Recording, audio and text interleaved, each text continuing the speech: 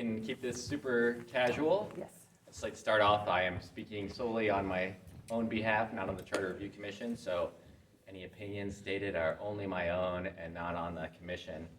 But a little about myself, my name is John Jay. I am the Position 3 of District 3, which is our district here in East Vancouver largely, for the County Council / County Charter Review Commission. So our district goes from the river all the way up to 4th Plain, goes from about the 205 all the way to the 192nd. So it's a pretty densely packed district compared to some other of the other districts. It's probably the most consolidated, but that's primarily because we don't have Vancouver Lake in our district, which adds a little bit of space to the first district, which is generally the most densely populated of all the districts.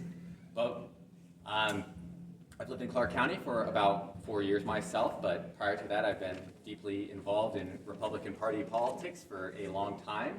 I actually became a Republican I switched parties as an undergrad at Berkeley about in 2012, so it's been a little bit of time since I've been a Republican, and as well as had an opportunity to be involved. And after graduating from college, I helped consult working on campaigns and was pretty politically active until I chose to pursue an MBA and lead a somewhat regular life with a normal 9-to-5 job and general community involvement, which is what brought me in and compelled me to run for the Charter Review Commission. But what is the Charter Review Commission?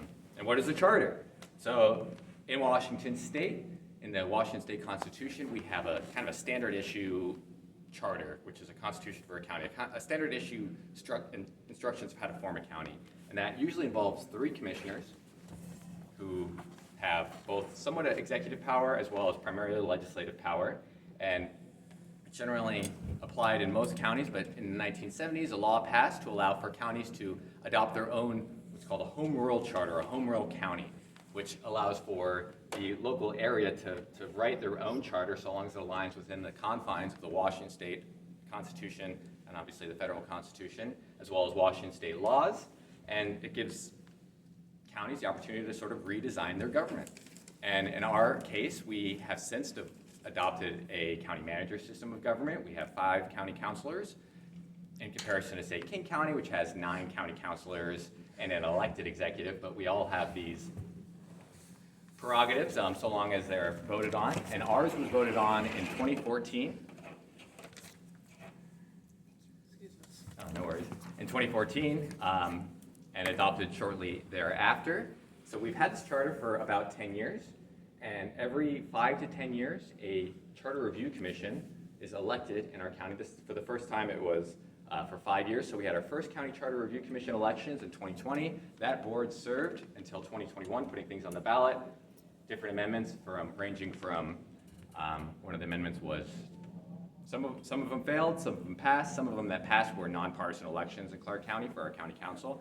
Prior to that, it was both executive and for county council elections, those were nonpartisan, as well as some things that didn't pass, such as a DEI commission was proposed twice on the ballot, and those both didn't pass twice in 2021 and in 2022, as well as ranked choice voting. And other things that did pass were an ethics commission and a few other things. I think we had about 10 or so amendments passed in the last couple go-arounds, and so they had the right to put it on for 2 election cycles, both in 21 and 22. On this Charter Review Commission, they decided in one of their initiatives to have a 5-year space between it. So the next elections for this was in 2025, which is when we elected our new County Charter Review Commission slate. And so we have the ability with this Charter Review Commission to put things on the ballot in 2026, so this year. So we're currently working on a host of new amendments, as well as 2027, and I believe even 2028, given that our term ends not at the end of this year, but at the end of next year. So anything that we pass as a commission then gets placed onto the ballot for voters to vote yes or no on. And so you'll see on your ballot, presumably assuming everything, things make it through the commission, you'll see a host of maybe upwards of maybe even 10 things on the ballot that are specifically for amending the County Charter Review Commission, or for amending the county charter. And so our county charter, you can find out, you can read it. It is on our county website. It's organized and generally pretty easy to read. So if you even Google the Clark County Charter Review Commission. If you go onto our charter website, you can see here, you can go down to the County Charter Review Commission here and under the electeds. And so here's our home page. You can see on the right here, you can make a public comment. If you have an amendment that you'd like to make a public comment on, you have all the contact information for our county emails for our different districts. So we live in District 3, so we have 3 commissioners here. You have myself as well as Janet Landisberg and Ben Chrisley. And then, but the county charter itself is, if you go on the right here, go to Charter Overview, and you can see the county charter for yourself to see the different provisions in it and how it is currently structured before it is again amended. And you can even see little call outs of when it was amended in the past. So this is some of the more boring stuff to get you guys on the page, but one of the things that motivated the creation of this county charter was for the purpose of allowing for the initiative process in our county, which is not allowed in the standard issue county government that I discussed before. And so that was one of the main motivating factors to encourage people to elect our initial board of freeholders in 2014, as well as some efforts to, some political efforts against folks like former Commissioner / Councilor David Medore and Milky as well, to try to limit the powers that commissioners have. And so our county charter actually has a lot of built-in provisions, what has been called the firewall, which kind of prevents our county council from functioning in the same way that one would expect for a county legislative body or any legislative body to function, such as they're not allowed to directly investigate staff, they don't have their own staff report to them. And so there is a strong allocation of powers on the executive side that gives, which already has its own natural benefits of being an executive, given that you have more energy, you have, they're full-time, they are, just generally in any sort of government system, the executive usually has a natural more power, just considering it's only one person rather than 5 different people. But obviously in Washington State, we have our own separate type of executives on the county level. We have an auditor who, I hear we have a candidate coming here next month, Eileen Curran O'Brien. Our current auditor, Greg Kimsey, has been in office for about 35 years. We also have a whole host of other executives as well. Sheriff, county clerk, county, keep going, county Assessor. Public prosecuting attorney. So we have a host of different specified county executives, but they have their own very narrow lane versus the county manager, which generally oversees the county as a whole. And as I mentioned before, theoretically, the county charter could even be amended to allow that position to be elected. That hasn't been brought up as an amendment just yet, but it is theoretically possible that maybe not this Charter Review Commission will take it up, but future ones as well. But so where we are with the County Charter Review Commission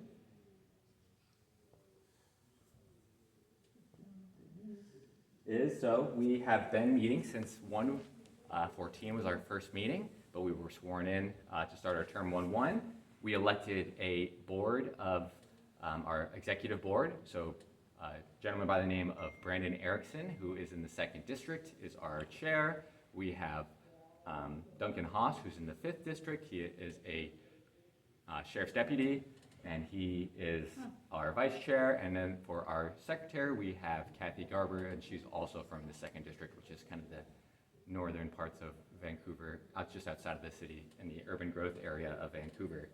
So after that, we then went through a process to propose amendments. And so pretty much any commissioner, or every commissioner had the right to put their idea down, submit a proposal for a proposed amendment. This then was brought forward in what we called first reading.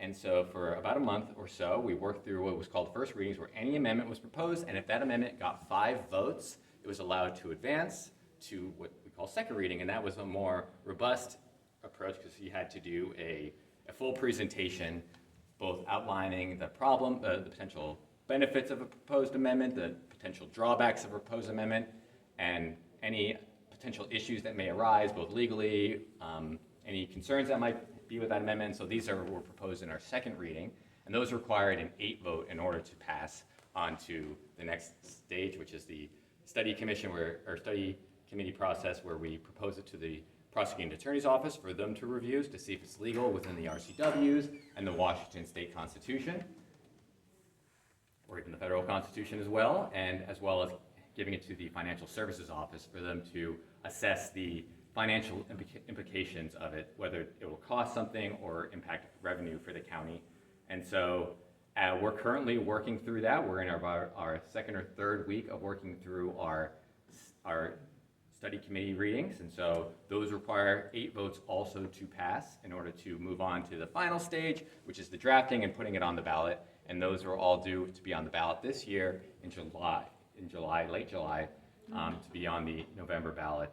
And then we'll begin this process all over again, although at a little slower pace, because we will start this summer as opposed to in January to get ready for the following year, for us to propose another batch of amendments. Although theoretically, we don't have to propose any amendments, but we do have a lot of initiative on different areas of where we can propose, both more exciting and some just little routine cleanups as well. But we have a fair amount of amendments that we're currently working on. Share. I'll work on this part. So we have a fair amount, and if you go into the website again, so we're back at the main page. Up here is the charter overview. But if you go down to the charter review commission proposed amendments, you can see, and they are organized in a way to both by the number, but also where they are in the process, because some of these amendments have actually been killed. They haven't passed first reading.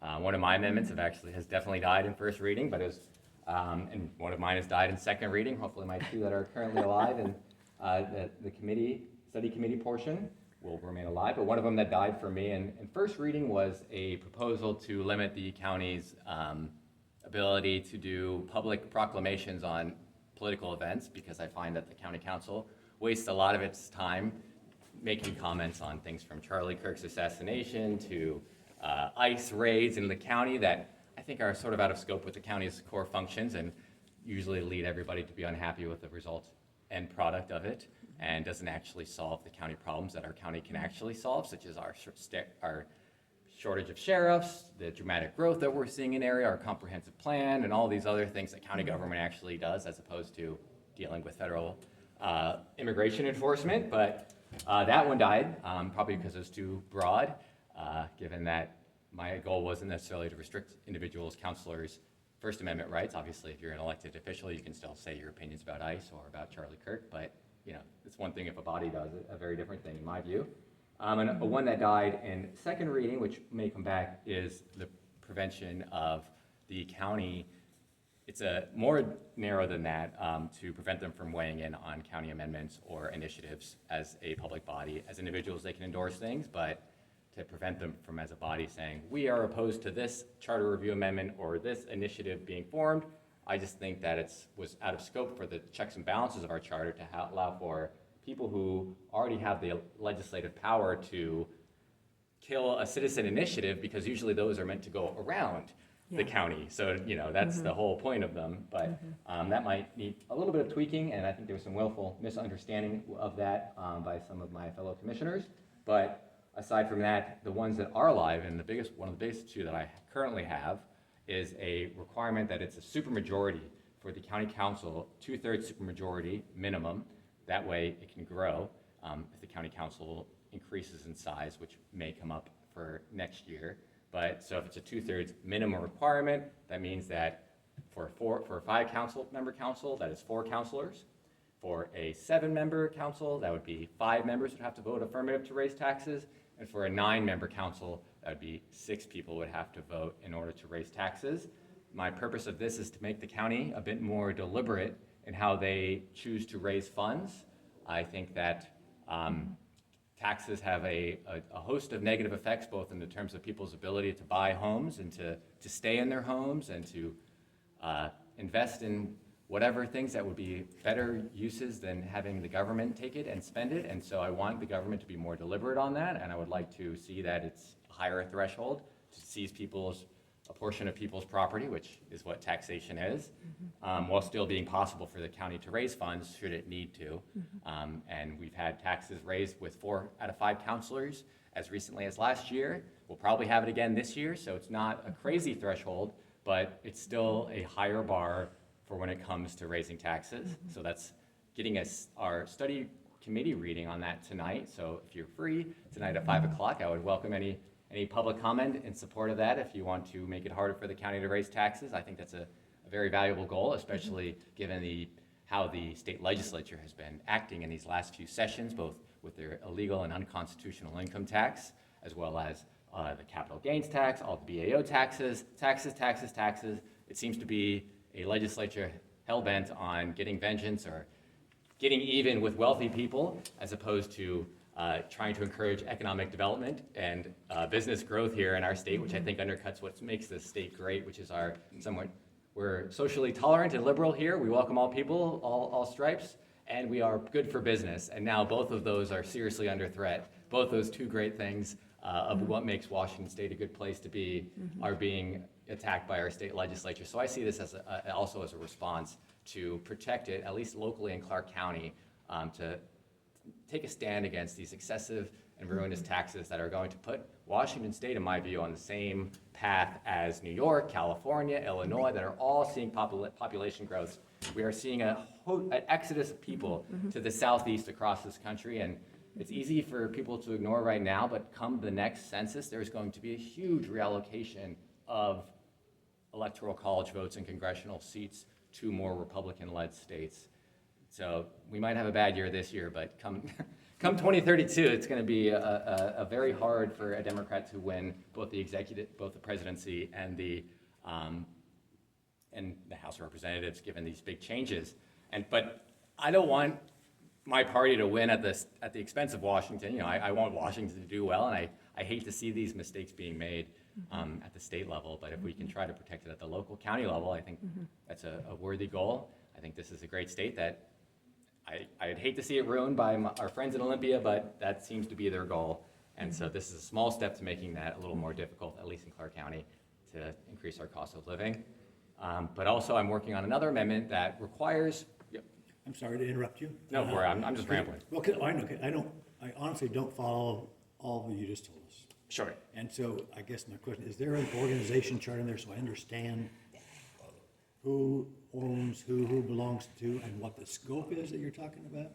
Is that, I think I saw a chart at one time that these committees belong to these people, Is that in the chart there? Is that in the webpage? On the county side, yes. So this is strictly county government. I know I'm connecting to state stuff too, but. And so the scope that you're talking about, that's getting to just you, but a number of people, I guess, are these committee people.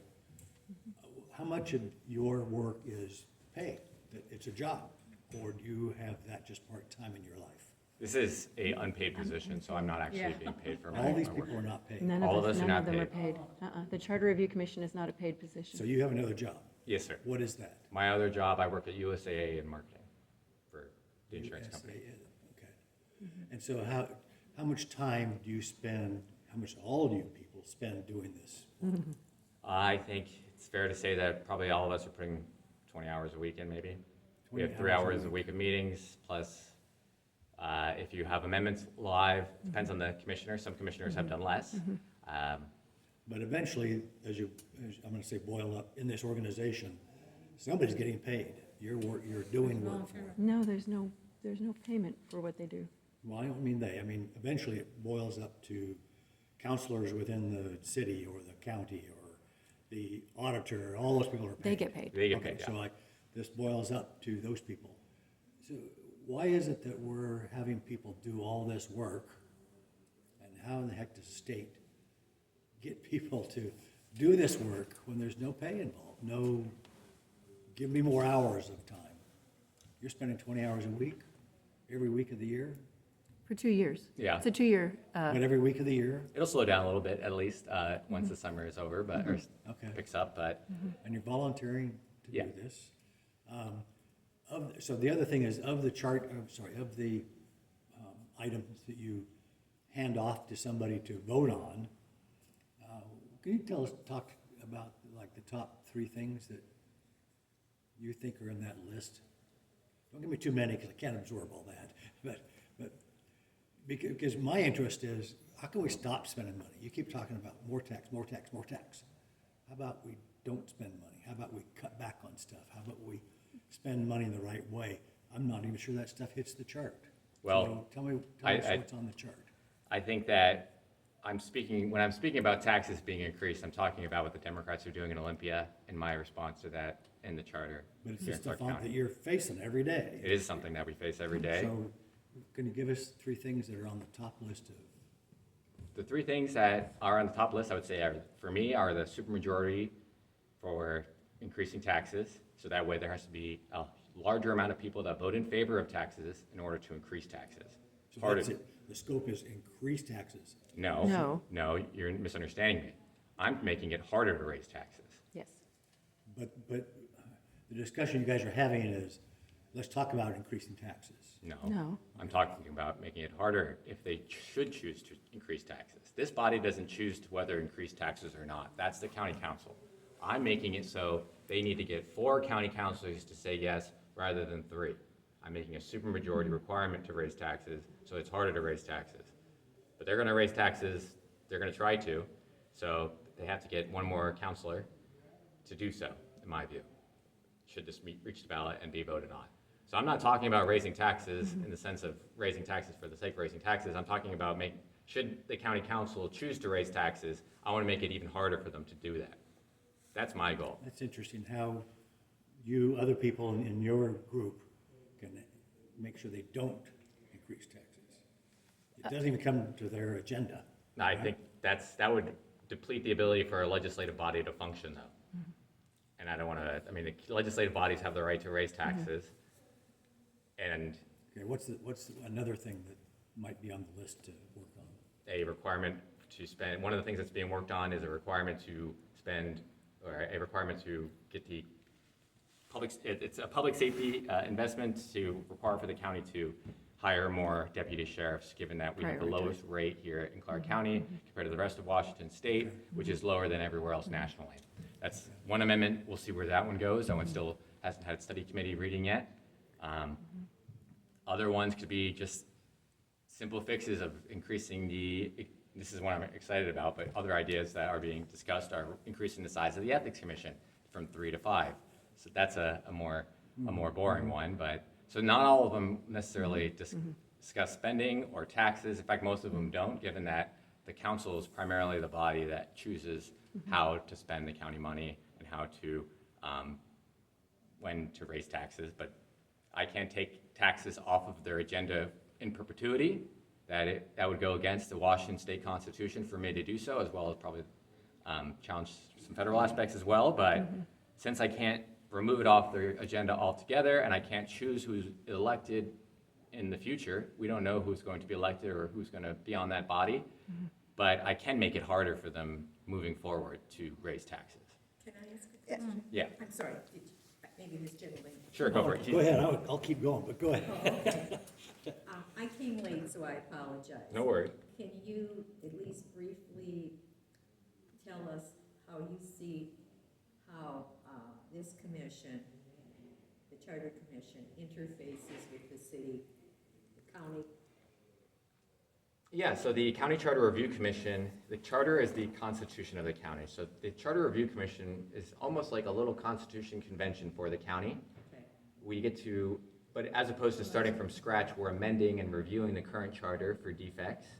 So we get to propose as a commission, a 15-member commission, potential amendments to the county charter that will go on the ballot this year, next year, and I believe the following Okay, year. so slow down for me, I'm sorry, my brain is on slow power this morning. Can you just restate those last 2 sentences? That's important. what you Yeah. said. We are voting to put things on the ballot for people to vote on in Clark Yes. County. And so if these things are voted in affirmative by the electorate of Clark County, then they will be added to the county charter and the structures of our county government moving forward. Thank you. See, they propose amendments, we vote on them. So they Well, don't, what they put on amendments, we can vote on. Exactly. Otherwise, there's nothing, we can't vote on some of the things we want. Well, we are making it, one of the things that we're working towards is to lower the threshold to start citizen initiatives so that it's more feasible. Because we've never had a citizen initiative pass or even get on the ballot here since we've adopted the charter. Because too many signatures are needed. too many signatures, Not too enough short of a time. time frame, a host of issues, and so this is one of the things that is being considered, and so that would enable for a more direct path of citizen involvement. So you mentioned a list of things, 10 things or something on There's- the, we can see that on the site. on the Yes, website. but we don't have 10 things that are going to be on the ballot yet because we're still working through the process. Sure, but we You can see mentioned what's ranked coming choice up. voting. What's the status on that? Well, a commissioner did propose ranked choice voting, but they tabled it for next year, but I can guarantee you that will go nowhere. Why? Pretty much only a small minority of commissioners are in favor of it. And it Uh, died twice before, right? It's died twice, Yeah. or at least When- once before. I think when- the when- DEI died twice, but Yeah. it's died before. It has not been successful where it's been adopted. Democratic commissioners are against it, and as well as the Republicans who have a majority on this commission as well are against it, so, That's because they're beholden to the parties. yeah. But it will go nowhere.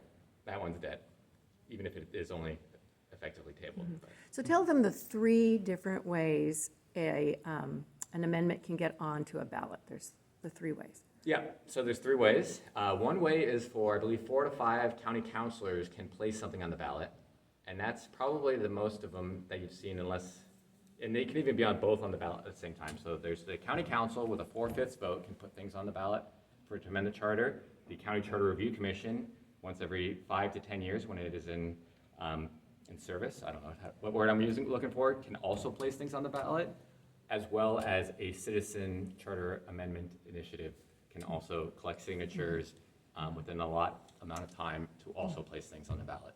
So those are the three ways to amend the county charter. But the last one has never been done. The last one has never been done in Clark County. It's been tried, and it came somewhat close, but it is just a hard threshold to meet. It's more strict than most other places in Washington State, and so there are proposals to bring us more aligned with other chartered counties in Washington State, so we have this ability to do that. And wasn't that the big selling point, one of the big selling points for having a charter in the first place? Yes.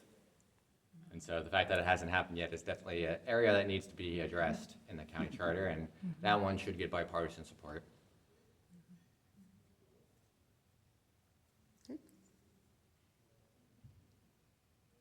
Other questions? I have lots of interest in things. I don't know if you want to talk about them or Go all ahead. of us want to hear it. But there are things in this county that, city, that just bug me. One of them is, I know this is simple, is the bus system. The bus system has empty buses all the time. And why aren't these things ever fixed, talked about? The county wants to spend money on something that's just wasted. And so there's probably lots of wasted things. I don't think we even get the numbers, any true analysis that's done. I wonder about the auditors sometimes, because I don't hear or read anything about how well we're working to make homeless better. Are we improving? We always say, well, it's 1,500 people. Well, we need 10,000 homes. Why do we need 10,000 homes? There's only 1,500 people. Help the people understand what's happening with these discussions, So and why we can't get better. Is that within the scope of the Charter Commission? Or is there anything that the Charter Commission could do to address any of these concerns? Well, with C-Trend is its own body that it kind of is an interlocal agreement between several different governments, both the county and several city governments. And I agree with you that ridership is down, and I think a lot of these efforts to push towards public transportation are not being responded to by the public in ways that these policymakers would have hoped. I mean, I think that they're ultimately trying to it's a jobs program for these bus drivers and for these public workers, and I think one of the biggest problems of our government is that people never look back to see if their programs are actually working. We throw so much money at things and then we don't even assess whether they work or not, and yet we continue to increase, we continue to increase, and we continue to increase, and and at a point, these things do irreparable harm to what they're actually trying to solve. I mean, I think the entire homeless industrial complex is a disaster that enables people to die on our streets, but that is not necessarily something I'm sure that the county charter can solve. Maybe it could be legally tested. I have considered proposing an amendment that would ban public camping in Clark County, or as well as prevent propose an amendment to make it impossible for the county to allocate funds to Housing First initiatives, given that Housing First is also a disaster and leads to countless deaths, and leaving people on the street also leads to countless deaths. And I have lost friends due to fentanyl overdoses, and I hate that our government encourages and enables these behaviors rather than giving people some harsher love, which is what a lot of these addicts require, as opposed to letting them rot in the streets and die from overdoses. But I don't know whether those would be entirely legal. But I think it is something that I have considered proposing to at least initiate the conversation and to see if it is possible to solve these problems with the charter, though there are limitations to the charter and what we can and cannot do. But I think a lot of these things are worth a conversation because people nobody's riding our buses, and now we want to add light rail here, and nobody's riding light rail either in Oregon. So I don't know. That's true. What's the problem with the county not getting those things brought up? Whatever, I agree, just, like I always look at the auditor as the one that should be looking at this stuff to say, spending is wrong here, we need to go fix the spending. And it seems like the counselors, maybe the whole committee, don't talk about this. You say you bring it up, but it gets shut down all the time. Why aren't all these people talking about it, fixing it? Well, I can't speak to what the county council does and how they choose to allocate their time.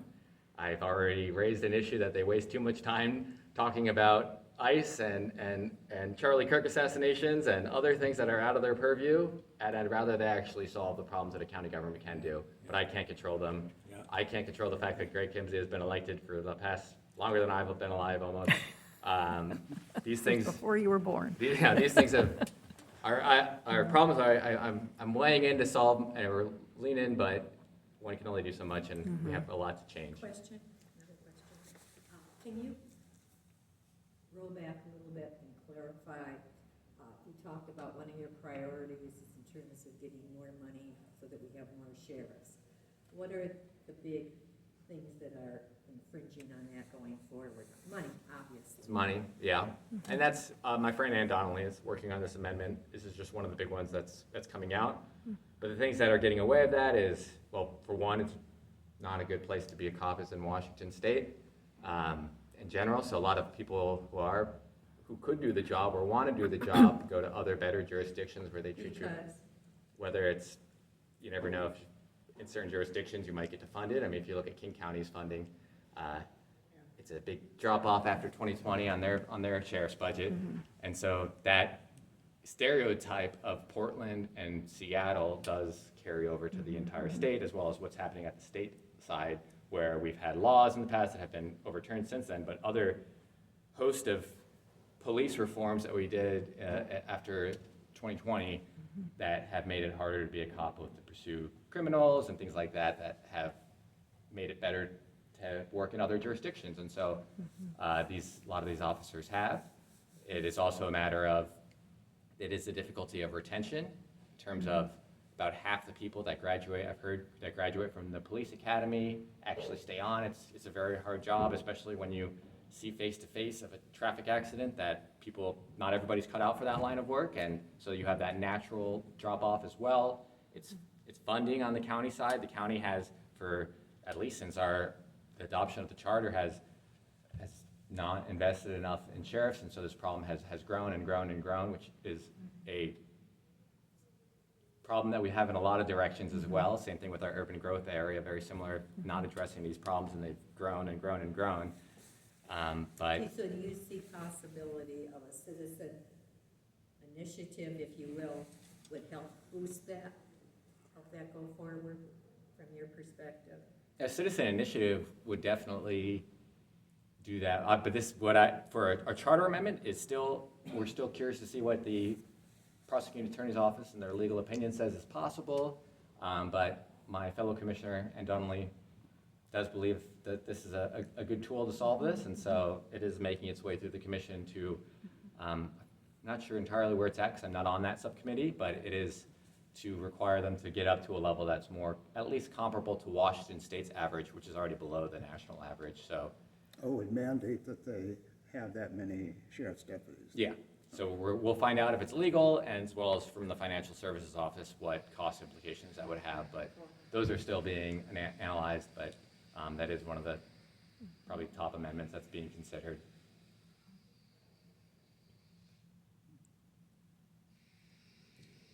happy to answer more questions or talk about other things, or, So how many amendments do you think you might have on the ballot this year? Do you have a goal, or what do you think?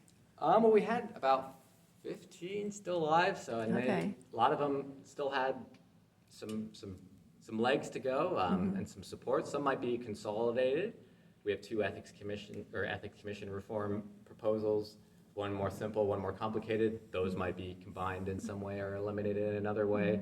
Other things might be decided to be considered next year, and so I think the goal, I think everyone is kind of afraid, most commissioners are probably weary of adding too many amendments to the ballot. I think probably 10 would be the max, which is already a lot, but just because if going through the ballot, finding 10 things to vote on, plus all the other things that you have to vote on to make an informed choice, I think that's probably the extent. Yeah, it makes a really big voters pamphlet. Yeah. How many have you tabled for next year? I think there's maybe 10 that were tabled. Oh, Or really? at least, I mean, any of them can be brought up that were killed even, like, so if something didn't get enough votes. Next year? Yeah, it could be brought up again next year. So some things were deliberately tabled, as in the sponsor of that took it off the table and said, I'll Okay. bring this up next year, and some of them were torpedoed. Oh, okay. But those ones can still be brought up again. Okay, good.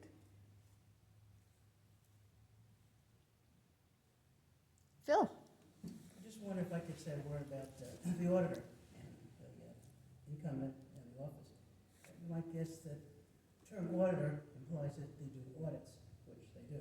So one of the functions of the auditor's office is to audit programs that the county is responsible for, and they seem to do that very well. The other thing about Greg Kimsey is Greg is not seeking re-election, but he's very well regarded in the state and in the county. This is Public Service Recognition Week. The first week in May is set aside since 1985 to recognize public service. Tomorrow at noon, Greg Kimsey is getting an award from the Evergreen chapter of the American Society for Public Administration, acknowledging his contribution to good governance over the years. So I think a lot of folks appreciate and recognize the work he's doing, and the auditor does more than run the election process. They actually audit programs to make sure they're effective, efficient, and equitable. So something for people to know. And the financial services team that is reviewing our bills is also under the auditor's office, if I'm not mistaken. So, but yeah, they have a few hats that they wear as an elected executive auditor. Can you tell us a little bit about some of the other amendments that are, so you've talked about the ones that you've been kind of, Yeah, I'll finish up the one I'm working on. Okay. And then I can jump into other amendments as well. Uh-huh. So the other one I'm working on is a requirement for any land use or construction code change for the county to conduct an analysis on what implications that would have on the cost of homes. I think that a lot of times regulations are made in the dark. I think a lot of people have a lot of good ideas of what they want to be done in terms of new, whether it's anything from for example, I think of the requirement that the city is considering in their current plan, although this is a city issue, not a county issue, but the thought process is still the same, of requiring that every new construction for a apartment building in Vancouver has to have a bike room.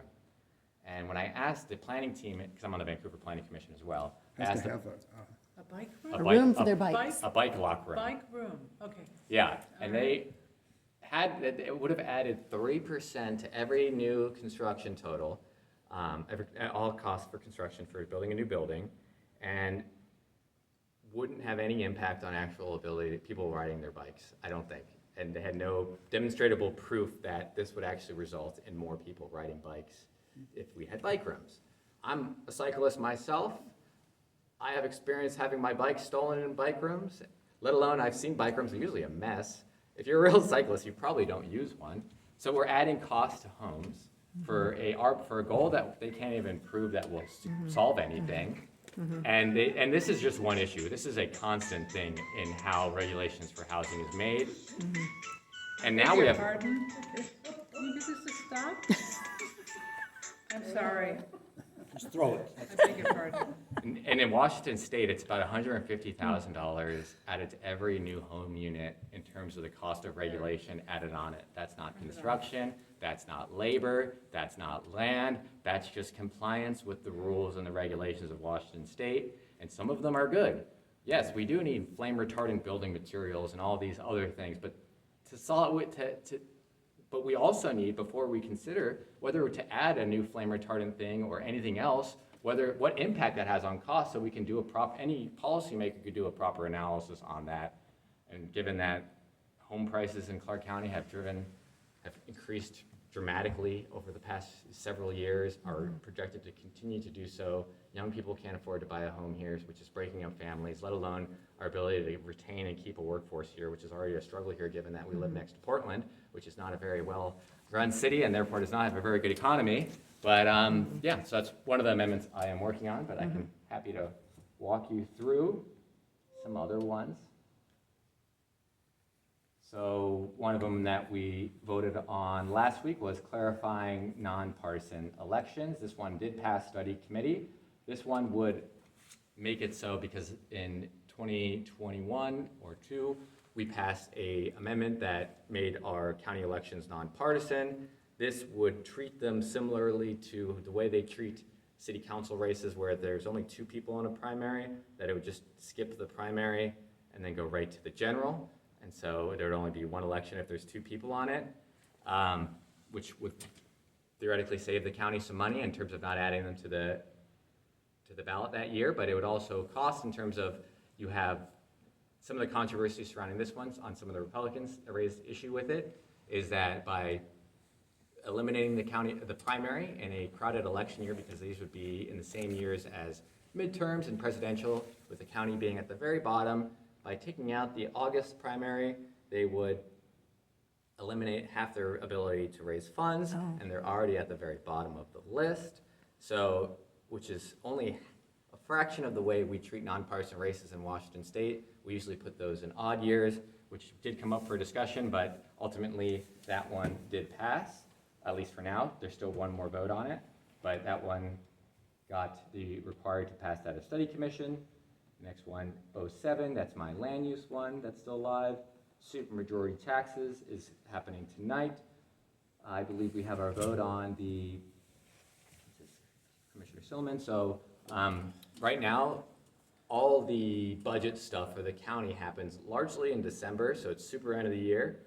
When the county votes on the budget, it's pretty much all this happens after Thanksgiving, and so Commissioner Silliman has a proposal to kind of extend out the budget process to allow for it to start a little bit earlier in the year. So a lot of these decisions happen both over a little bit more time, but also at a time of year where you're not trying to buy your kids Christmas presents and other things, so people can focus on that, as opposed to, happening December 15th, let's raise the budget, when everyone is, I assume we're all worrying about other things in December 15th than the county budget, and yet that's the most important thing that the county does. So moving that up is definitely a good idea. Another one that Commissioner Silliman is working on is there are legislative staff, but they report to the county manager. So this would have it then, instead the staff just change who they report to be to the county council itself, as opposed to the county executive. The point of this is sort of a checks and balances, separation of powers thing. Generally, whoever tells the staff what to do controls. That's a resource that could either be used to support the council or the executive. And so in most legislative bodies, if there is staff, they usually report to the the legislative side, as opposed to the executive side, such as in our state legislature. There's legislative staff and they report on the legislative side of things, as opposed to working for the governor, for example. So this would just kind of reshuffle. We'll see where that one goes.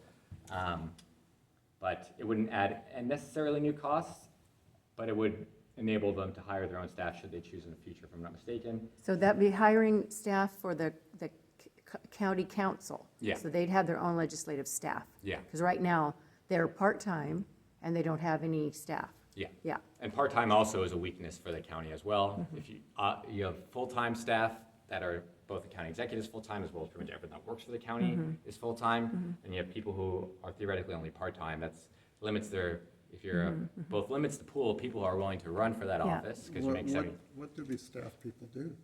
they take the minutes, they help with constituent responses, they help organize the meetings. This could be, that's what staff does currently. It's pretty limited in Clark County. And they currently report to the county manager. Yeah. Is the And county what's- manager part-time? No, the No. county manager's full-time. No, it's very And full-time. what's wrong with having that situation? It's just in most other legislative bodies, the staff reports to the legislative branch as opposed to the executive branch, just as a means of controlling those resources, human resources. Who you report to matters in terms of how you can allocate staff time. Do we need more money to do that? Not in its current form, but if you were to hire a staff assistant for every counselor, then yeah, you would have to have it, but that's not what necessarily is in this proposal. It seems like the city or the county manager should control that, because, I mean, that's a function of the administration of the county, to do the minutes, to set up the rooms. Well, one of the Oh. problems is she controls the information that gets fed to the county councilors. So some of the thought process is councilors aren't getting all the information that they should. If you had staff reporting to them directly, you might actually have better informed county councilors. Because they'd be, the staffers could do research and things like that, that have been asked directly from the council, right? The council can ask their staffers to do research for them that they don't have time to do? Right now, you have to go through county manager to get Any- anybody to do anything Anything, for you. yeah, okay. And it's not clear exactly how it would function, because it would be up to the counselors to decide the utilization of their staff. But Okay, The county manager would continue to hire and fire these individuals. If this amendment passed, then no. Oh, I don't think okay, so. no. Yeah. No, They they would would give the not, county- this per- the council he or more she or power, they yeah. would not have this power anymore. They have it now, they wouldn't have it anymore. But their pay comes out of the county budget that the county manager is responsible for. It But seems- so they would, Seems the bad. county is also responsible for it. Seems And that's the backward. same, that's the same way in our federal government and in our state government. Our congressional staff, our legislative staff are all paid from the federal budget, the state budget, general fund. And even if it is, that part of it might be processed by the Department of Treasury, but nevertheless, who you report to, who hires you, who pays you, Right, supervise. does Maybe the matter. solution is to fire them. Oh, we do need people to work in our government. That has always been the case. Hey, John, can I ask you a question on that? Yes, sir. What's up, Phil? Just as a curiosity. One, the city has a city manager, so it's a similar system. The councilors and the mayor do their thing, set policy. The city manager manages the departments. If they don't like what the city manager does, they can get rid of him or her. difficult. Same thing with though. the county. We have perhaps unfortunate experience here where the county manager has been fired for perhaps unspecified reasons. So if there's a sense that the councilors are not getting what they need from the departments, they can bring that attention to the county manager and can fire him or her. Yep. So this, I'm not sure what this problem is necessarily solving, because they have a means, right now, they control one hire, and that person is responsible for them. You think that they would give the council the support that they need. If they're not getting it, fire them. So, That's there, yeah, definitely that is a possibility that but it is a big stick. Do this or yeah. make this one random staff member do this small thing or you'll be fired. There's a little bit inefficiency in how the system is supposed to work. What if though, I mean, there's also somewhat of a future proofing of it as well, because there is a possibility that in the future there could be an elected county executive. And that would But hasn't totally, happened. yeah, but that would, We have the system as it is. sure. So if we're making changes, we need to make sure that it doesn't have unintended consequences on the efficiency of the current system. Yeah, Can't that's speculate. fair.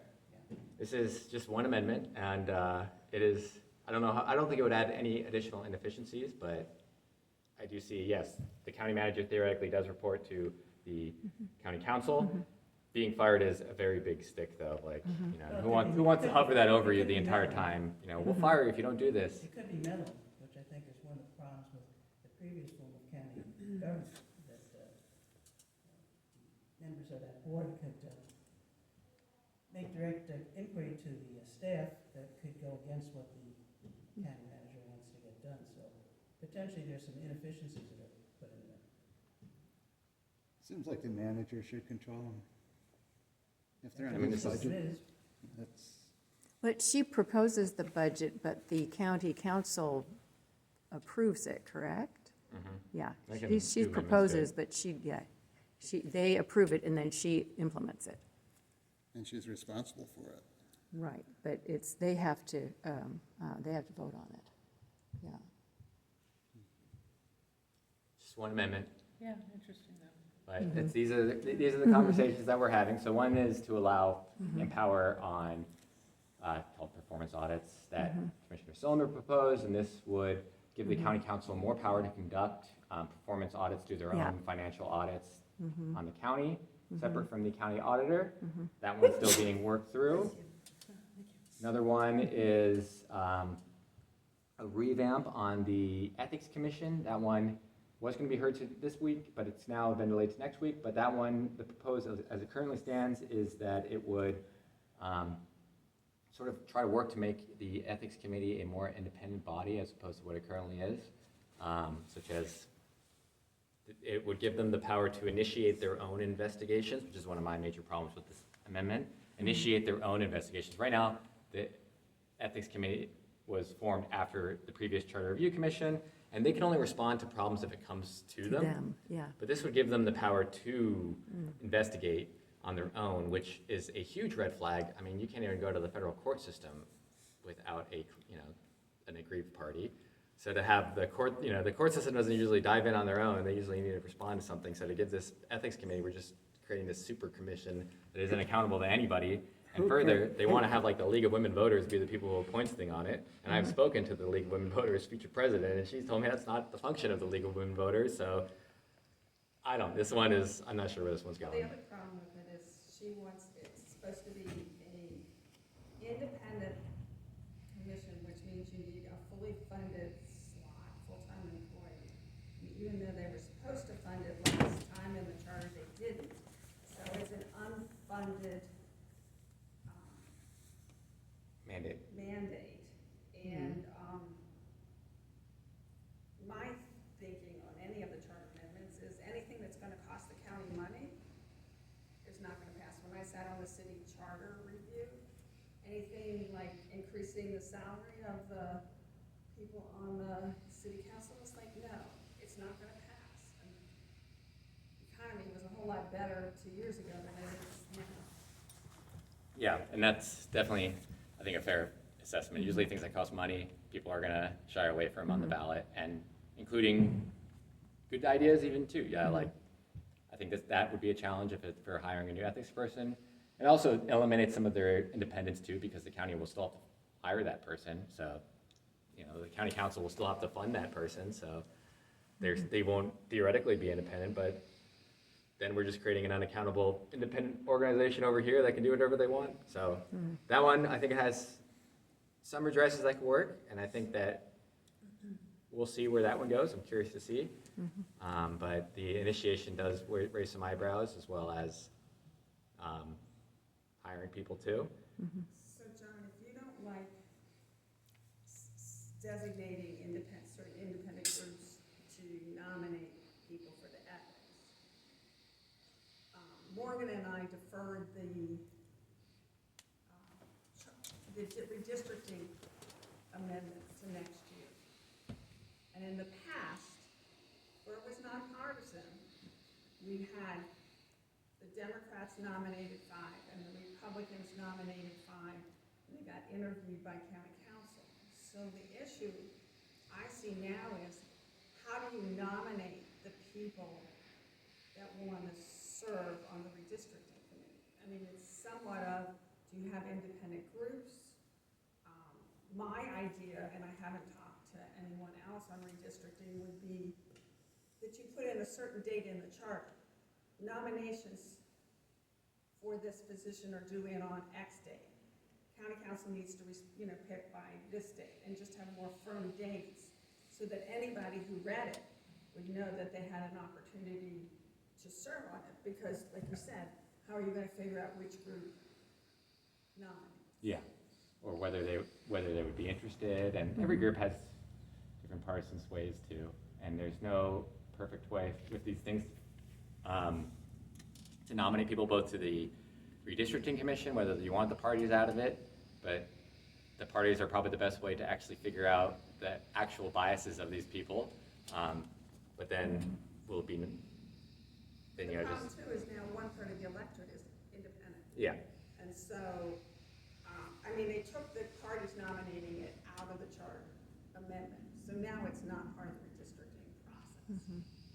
But my question is, how are people gonna get appointed? So I wanted to put more stuff in. So have you proposed that yet, Janet, or are you thinking of We next year? deferred it. There were so many amendments. Okay, yeah. And you're not gonna do redistricting until 2030. Oh, so you deferred it to Yeah. next year? So some of the Well, things thing is, were not strategically only moved. can you defer to next year, but we actually can put stuff on the ballot the following year too. Yeah, he said Just that. can't campaign for it as a Yeah. charter review commissioner.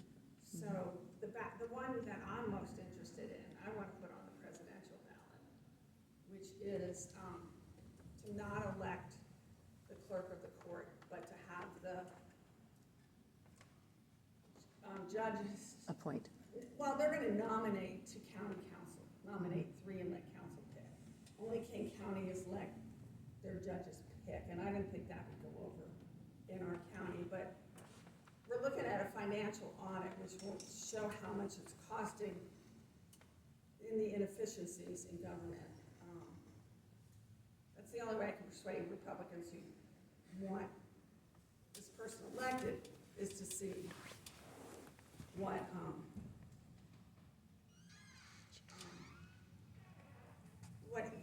what it would say. Because money talks, a little bit. Well, our hour is up.